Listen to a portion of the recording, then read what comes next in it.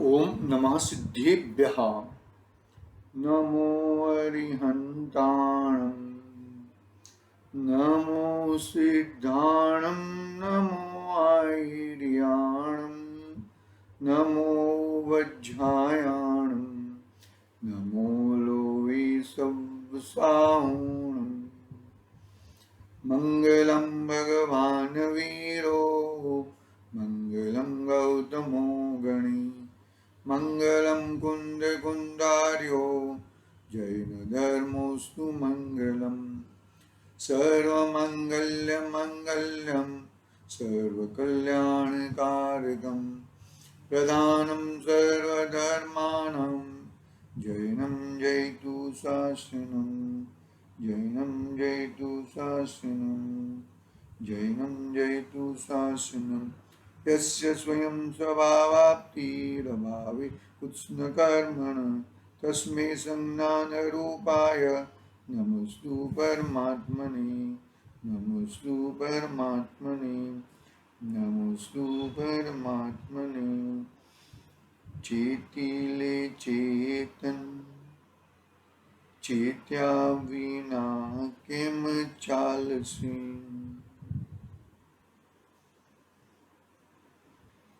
समर्थ आचार्य देव पूज्यपाद स्वामी का ये महान ग्रंथ इष्टोपदेश विराजमान है। अपनी बात अपना स्वाध्याय 34 नंबर की गाथा पे चल रहा है।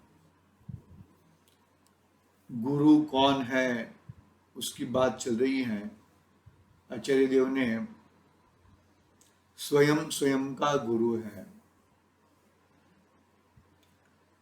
लौकिक में भी हम देखते हैं कि जो विद्या गुरु है, तो विद्या गुरु तो चले जाते हैं, दूसरे क्लास में दूसरे गुरु आते हैं, दूसरे शिक्षक आते हैं, बरोबर। तो वो सही मायने में वो गुरु यदि स्वयं गुरु होते तो परमानेंट रहने चाहिए थे, लेकिन नहीं रहते। क्यों नहीं रहते भाई? अरे भाई वो गुरु नहीं है। गुरु तुमको जो आता था, बरोबर, तुमने स्वयं वो सीखा है, तुमने अपना कार्य स्वयं किया है। निमित्त कहलाते हैं, निमित्त कहलाते हैं। निमित्त को ढूंढने की जरूरत नहीं है, निमित्त तो आसमान फाड़ के आ जाता है। देखो, कमठ का जीव और मूर्भूति का जीव, बरोबर ना, 10-10 भाव तक साथ में रहे। मूर्भूति का जीव कौन से भाव में सम्यक्त्व की प्राप्ति हुई? कि हाथी के भाव में, बरोबर है। सम्यक्त्व की प्राप्ति स्वयं से हुई। और निमित्त कौन कहलाएगा? उनके जो राजा थे, राजा मुनि दीक्षा धारण की थी, तो मुनि दीक्षा धारण की थी तो अरविंद मुनिराज, अरविंद मुनिराज के निमित्त से उन्हें इसकी प्राप्ति हुई, सम्यक्त्व की प्राप्ति हुई। सम्यक्त्व की प्राप्ति तो खुद स्वयं से की, तो स्वयं स्वयं के गुरु हो गए। और बाह्य में क्या कहा? बाह्य में निमित्त अरविंद मुनिराज।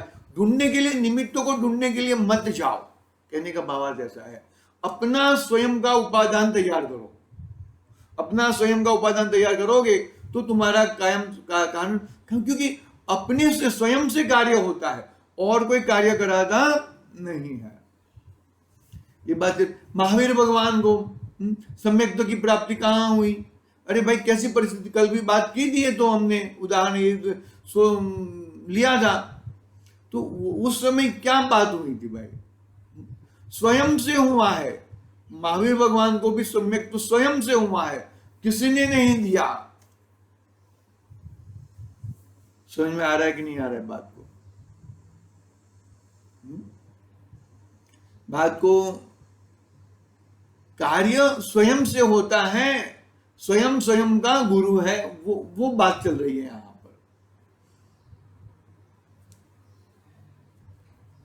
मारीच का जीव के निमित्त तो बहुत सारे थे, तो भी सम्यक्त्व की प्राप्ति नहीं हुई। और छेक जाके सिंह के भाव में, उसके पहले सम्यक्त्व की एक बार प्राप्ति हुई है, और तो छूट गया है वो वासुपूज्य स्वामी के काल में। मतलब कहने का भावार्थ ऐसा है कि स्वयं बुद्ध है, स्वयं बुद्ध है, स्वयं स्वयं का गुरु है। बात को समझो, बात को गहराई से पकड़ो, तो ही अपनी कार्य हो सकता है। अन्यथा तुम क्या होएगा, कहने का भाव क्या होता है कि कौन से गुरु के साथ जाए, कौन से गुरु हमको वो करेंगे, अरे भाई तुम स्वयं तैयार हो जाओ, स्वयं तैयार हो जाओ। देवशास्त्र गुरु मिलेंगे ही, अपना उपादान तैयार करो। एक लड़का था, बहुत गरीब परिवार था,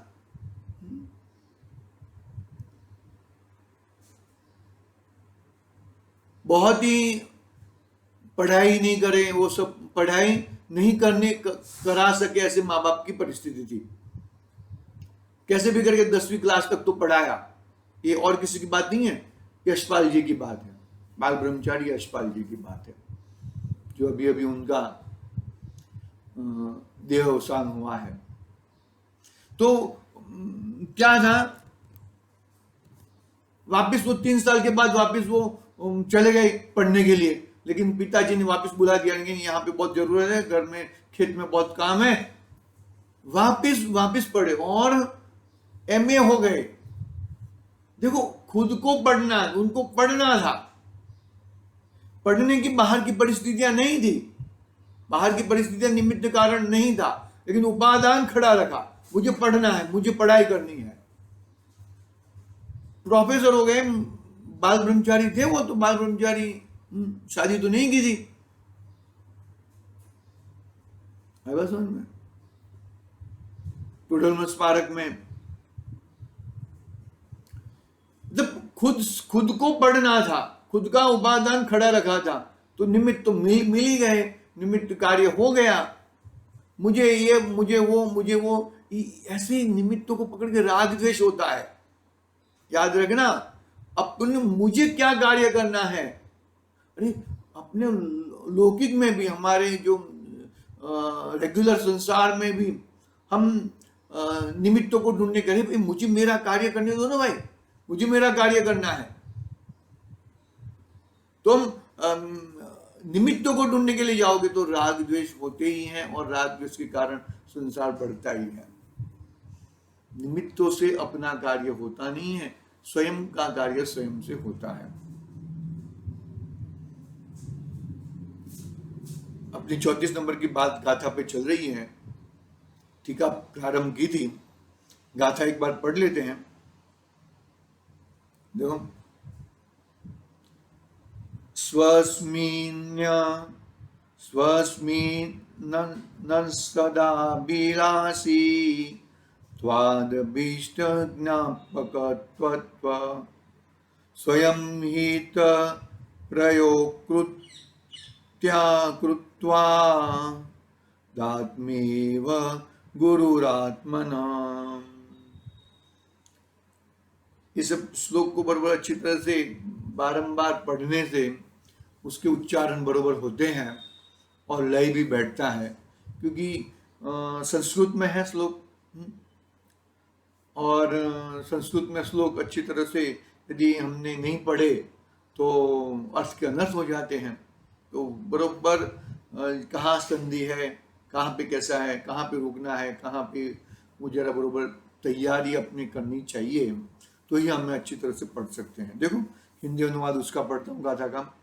निज हित विलासी स्वयं, निज हित ज्ञायक आप, निज हित प्रेरक है स्वयं, निज गुरु आप अमाप। क्या कहा, देखो, इसके पहले हम थोड़ा गुरुदेव के माध्यम से थोड़ा लेते हैं।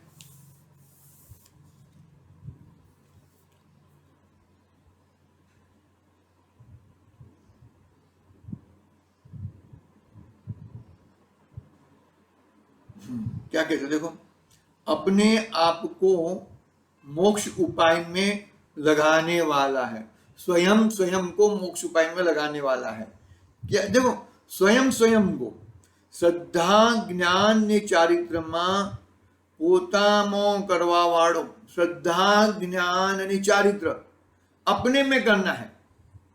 श्रद्धा ज्ञान और चारित्र मेरे आत्मा के गुण है, मेरे स्वयं के गुण है, बाहर से लाने नहीं है। समझ में आ रही है कि नहीं आ रही बात? श्रद्धा ज्ञान ने चारित्र पोतामा करवा वाળો મારાથી એ થાય છે। કોઈ વિકલ્પથી વાણીથી બીજાને સમજાવવામાં રોકાવું તો એમાંથી થોડો લાભ મળે, એ મોક્ષનો ઉપાય છે જ નહીં। બીજો મને સમજાવે, હું બીજાને સમજાવું, अरे वाणी से नहीं होता, विकल्प से नहीं होता। श्रद्धा ज्ञान चारित्र है ना, श्रद्धा यानी कि सम्यक श्रद्धा, ज्ञान सम्यक चारित्र, इससे मेरे आत्मा को पहचानना है। कोई मुझे बताएगा, मैं किसको बताऊंगा, उसने मुझे बताया, वाणी से अपने को स्वयं को समझना है। गुण किसके हैं? आत्मा के, जीव के गुण हैं। तो जीव के गुण से जीव को समझना है, जीव के गुण को जीव से समझना है। पदार्थ के गुणों से हम नक्की करते हैं कि ये डालना है, कि ये इतना डालना है, इतनी मात्रा में डालना है, ये इतनी मात्रा में डालना है। तो ठीक इसी तरह बात है भैया। नमक की जगह पे शक्कर डाल दे, शक्कर की जगह पे नमक डाल दे, तो बाजी बिगड़ जाएगी, बाजी बिगड़ जाएगी। तो तेरा श्रद्धा ज्ञान चारित्र तेरे आत्मा के गुण है, और उससे आत्मा की प्राप्ति होती है। बाहर के अन्य गुरु से, अन्य की वाणी से, अरे जिनवाणी मार्ग बताती है, और वो जिनवाणी ने मार्ग बताया, वो मार्ग पे चलना स्वयं को है। श्रद्धा ज्ञान ने चारित्र पोतामा करवा वाળો મારાથી એ થાય છે। કોઈ વિકલ્પથી, વાણીથી બીજાને સમજાવવામાં રોકાવું તો એમાં થોડો લાભ મને મળે, એ મોક્ષનો ઉપાય છે જ નહીં। એ બધા રાગનો ઉપાય છે ભાઈ, બધું રાગ છે। પોતાનું ધ્યાન ધરે તો પણ શું કે મુમુક્ષુ પ્રશ્ન કર્યો, પ્રશ્ન क्या प्रश्न किया? अपना ध्यान धरे तो भी, तो क्या कहे? ध्यान धरे ये तो पोतानी एकाग्रता पोतानी छे। ध्यान में किसको धरना है? ध्यान ध्याता ध्येय में अकेला मेरा भगवान आत्मा है।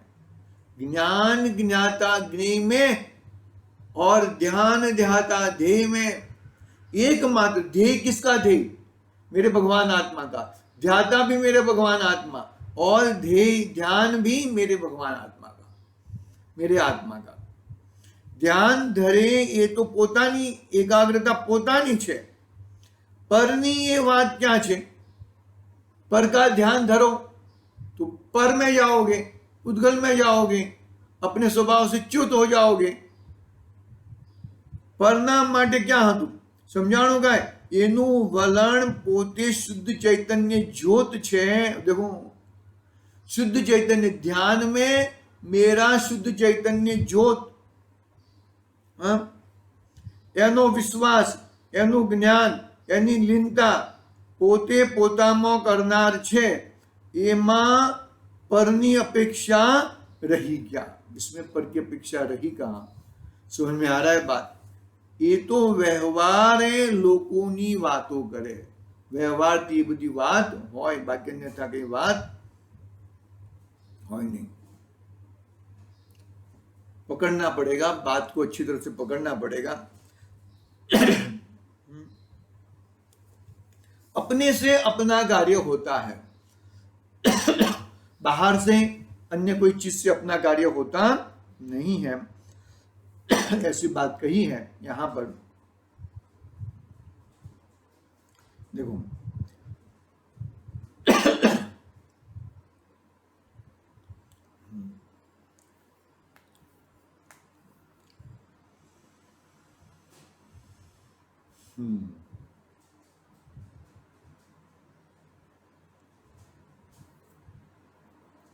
आगे प्रश्न पूछा शिष्य ने कि भाई, क्या प्रश्न था पहले, कि मेरा गुरु कौन है, गुरु कौन है, मोक्ष सुख के अनुभव के विषय में कौन गुरु है। उसके संदर्भ में हमने जवाब दिया, और मेरा गुरु मैं ही हूं, वो किस प्रकार, उसकी बात शिष्य ने वापस प्रश्न किया है कि किस प्रकार मेरा गुरु, मेरा स्वयं का गुरु मैं ही, मैं मेरा गुरु हूं, वो किस प्रकार, उसकी बात करते हैं। देखो पढ़ता हूं मैं टीका आगे, कल हमने फर्स्ट पैराग्राफ पढ़ा था। स्वयं 34 नंबर गाथा की टीका है ये। आशाधर पंडित जी ने टीका लिखी है, बहुत बड़ी अच्छे कवि हो गए। स्वयं आत्मा, आत्मा से मोक्ष सुख का अभिलाषी, आत्मा में सत अर्थात प्रशस्त मोक्ष सुख की निरंतर अभिलाषा करता है। कहां पे? आत्मा में। आत्मा का मोक्ष होता है। वो 7 तत्व है ना, 7 तत्व का उदाहरण, नाव वाला उदाहरण है ना, तो क्या कहते हैं, नाव का मोक्ष नहीं होता, नाव का मोक्ष नहीं होता, मोक्ष तो आत्मा का होता है। नाव को तो स्वयं पुद्गल द्रव्य है, तो नाव के उदाहरण से हमने बताया। तो स्वयं आत्मा है और ये आत्मा से मोक्ष सुख का अभिलाषी है। आत्मा में सत है अर्थात प्रशस्त, मुझे मोक्ष की प्राप्ति करनी बुद्धिपूर्वक, प्रशस्त मोक्ष सुख की निरंतर अभिलाषा करता है, अर्थात मुझे मोक्ष सुख प्राप्त हो, मुझे मोक्ष सुख की प्राप्ति हो, ऐसे भाव से आकांक्षा करता है तथा अभिष्ट इच्छित अर्थात आत्मा द्वारा जिज्ञासित मोक्ष सुख के उपाय के जिज्ञासु आत्मा को आत्मा विषय संबंधी बताने वाला होने से, अर्थात यह मोक्ष सुख का उपाय मुझे आत्मा को सेवन करने योग्य है। मुझे मोक्ष सुख की प्राप्ति करनी है तो मुझे मेरे आत्मा का सेवन करना पड़ेगा, पर पुद्गल का, पर का सेवन करने से मुझे नहीं होगा। देखो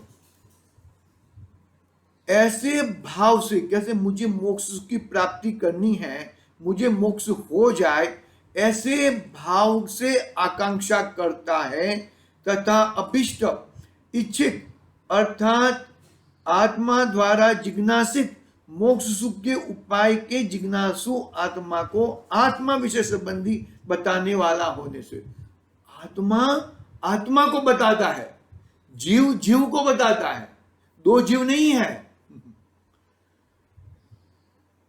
में सटिका वाली गाथा, जो चुना वाली गाथा है ना, वो याद कर लेना। आत्मा को आत्मा विषय संबंधी बताने वाला, आत्मा को यानी के त्रिकाली, और वही आत्मा उसको बताने वाला आत्मा यानी के पूर्ण त्रिकाली ध्रुव भगवान आत्मा, बने उसको बताने वाला प्रगट एक वर्तमान पर्याय। वो वर्तमान पर्याय की सामर्थ्यता देखो, पूरे त्रिकाली ध्रुव को देख लेता है, पूरे त्रिकाली ध्रुव को देख लेता है भैया। देखो आत्मा को आत्मा विषय संबंधी बताने वाला होने से, आत्मा को यानी कि त्रिकाली ध्रुव हो गया, और आत्मा विषय यानी कि एक समय की ज्ञान की पर्याय संबंधी बताने वाला होने से, अर्थात यह मोक्ष सुख का उपाय मुझे सेवन करने योग्य है। इससे ही जो वर्तमान पर्याय वर्तमान पर्याय किसको देखती है? त्रिकाली ध्रुव को देखती है, पूर्णता को देखती है, पूर्ण स्वरूप को देखती है। दोनों जगह पे आत्मा ही है, दोनों जगह पे आत्मा के ही गुण है, दोनों जगह आत्मा की ही पर्याय है और कुछ नहीं है।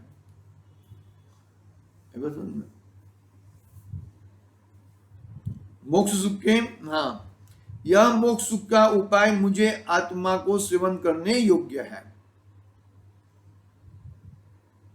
ऐसा बोध कराता होने से तथा स्वयं मोक्ष सुख के उपाय में स्व को प्रयुक्त करता अर्थात जोड़ता होने से इस सुदुर्लभ मोक्ष के उपाय में हे दुरात्मन आत्मा, तू स्वयं आज तक नहीं प्रवर्ता। इस प्रकार यहाँ उपाय में अर्थात उपाय में अप्रवत आत्मा को प्रवर्तमाने वाला होने से आत्मा ही आत्मा का गुरु है।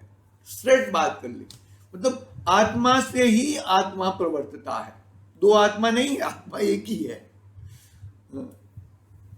वर्तमान तत्समय की योग्यता, बरोबर है, और तात्कालिक उपादान और त्रिकाली उपादान, दो चीज को पकड़ लो आप।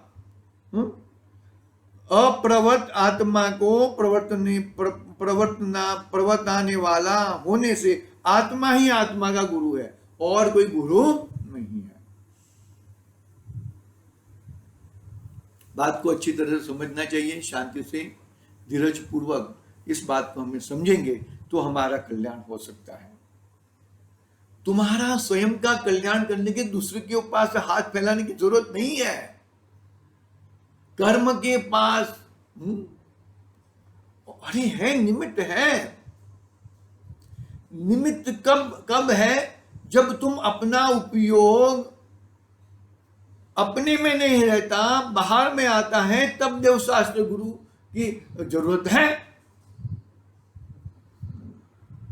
देखो एक उदाहरण से हम समझते हैं, प्रवचन सार चल रहा है ना, चारित्र खलु धम्मो, 6 नंबर के 7वें नंबर की गाथा चल रही नायक जी के माध्यम से। देखो तुम चारित्र धर्म किसी का है कि भाई चारित्र किसी का कि अपने स्वरूप में स्थिरता करना। बाह्य चारित्र जो 6ठे गुण स्थान में जो चारित्र दिखता है वो उसको व्यवहार चारित्र नाम कहा। वो चारित्र से तेरा कल्याण होने वाला नहीं है। अभी 6ठे से 7वें गुण स्थान में जाता है तो बाह्य चारित्र तो दिखता नहीं है, क्योंकि अप्रमत्त दशा है वो, और एकदम निर्विकल्प दशा है, विकल्प भी नहीं है वहां पर। तो ऐसी अवस्था में चारित्र और ज्यादा बढ़ता है, तीक्ष्ण चारित्र हो जाता है ना, एकदम सुपर पावर। तो ये घड़ी के बाहर में तुम मुनिराज जैसे ध्यानस्थ बैठे हैं, कुछ करते नहीं है, कुछ लिखते नहीं है, आहार के लिए भी नहीं निकलते, विहार भी नहीं कर रहे। अरे भाई, आहार विहार उपदेश शास्त्र का लेखन वो सब 6ठे गुण स्थान वर्ती क्रिया है, और वो क्रिया का नाम चारित्र नहीं है। वो क्रिया होते हुए भी वो क्रिया का कर्ता मैं नहीं हूं, वो सही मायने में सही चारित्र है। वो क्रिया का कर्ता मैं हूं ऐसा मान ले तो गुणस्थान गिर जाए। आई बात समझ में? आहार करने का भाव, आहार करने वाला हूं मैं ऐसा मान ले, अरे तो आहार होता हुआ मैं जान रहा हूं, क्योंकि स्वयं को उपदेश देने का है, स्वयं से स्वयं को उपदेश देना है। दो स्वयं नहीं है, दो जीव नहीं है वहां पर, जीव तो एक ही है। वर्तमान पर्याय यानी कि तात्कालिक उपादान से त्रैकालिक उपादान को देखना है। तो चारित्र खलु धम्मो यानी कि क्या हुआ? सही मायने में जो ऊपर जाता है, निर्विकल्प जो बात आती है, निर्विकल्प में स्वयं को ही देखता है और किसको नहीं देखता। अरे मोक्ष का अभिलाषी होने के बावजूद भी मोक्ष मुझे चाहिए, ऐसी अभिलाषा भी, ऐसा भी लोभ नहीं रहता, तब जाके वो सही मायने में चारित्र होता है, तब जाके स्वयं स्वयं का गुरु हो जाता है। स्वयं स्वयं का गुरु होना बहुत ही गंभीर बात है, भावार्थ की बात है, कल करेंगे। मतलब कैसे कैसे मैं अपना गुरु कैसे बनूं, मेरा गुरु मैं कैसे बनूं। मेरा गुरु बनने के, स्वयं स्वयं का गुरु बनने के लिए स्वयं का क्या, देखो आगे आगे कहा ना, श्रद्धा ज्ञान चारित्र, श्रद्धा ज्ञान चारित्र से अपने में स्थापित करना है। श्रद्धा ज्ञान चारित्र मेरे गुण है, वो गुणों का परिणमन है, वो गुणों का परिणमन में अपना त्रिकालीन ध्रुव, अपना ध्रुव भगवान आत्मा को स्थापित करना है, वो स्वयं स्वयं का गुरु हो गया। अरे बता दिया ना, बता दिया, वो चीज बता दी हमने कि भाई वो है, निमित्त है। निमित्त ने क्या बताया कि भाई तेरा श्रद्धा ज्ञान चारित्र से तू तेरा ध्यान धर, तू तेरा कल्याण कर, बता दिया निमित्त ने इतना कार्य किया। अभी निमित्त ने कार्य किया तो निमित्त बार बार थोड़ी बोलते रहेगा, आई बस हमने, वो तो इतना बता दिया, इतना बता के वापिस धन्यस्त हो गए। वो तो तुझे जो बताया है वो तेरे पास अंदर है, उसका विश्वास करके अंदर बैठ जा।